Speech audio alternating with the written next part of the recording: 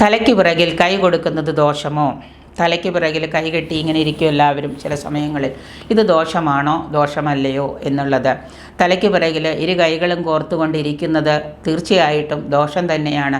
വരാൻ പോകുന്ന ആപത്തുകളെ കാണിക്കുന്നൊരു ദുശ്ശകുനമായിട്ടാണ് അതിനെ പറയുന്നതും കാണിക്കുന്നതും.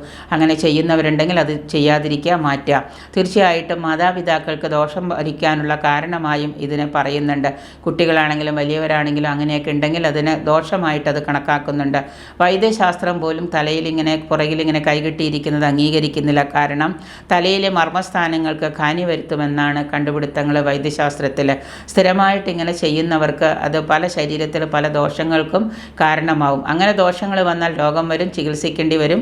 അത് മാതാപിതാക്കൾക്ക് പണം മുടക്കേണ്ടി വരും, ബുദ്ധിമുട്ടാവും. അപ്പോൾ അതുകൊണ്ട് പഴമക്കാർ പറഞ്ഞിട്ടുണ്ട്, പുറകിൽ കൈ കെട്ടിയിരിക്കുന്നത് വരാൻ പോകുന്ന ആപത്തുകളുടെ ദുസൂചനയാണെന്ന്. അപ്പോൾ അതുകൊണ്ട് തീർച്ചയായിട്ടും അങ്ങനെ ചെയ്യുന്നത് വളരെ ദോഷകരവും ആപത്കരവുമാണ്.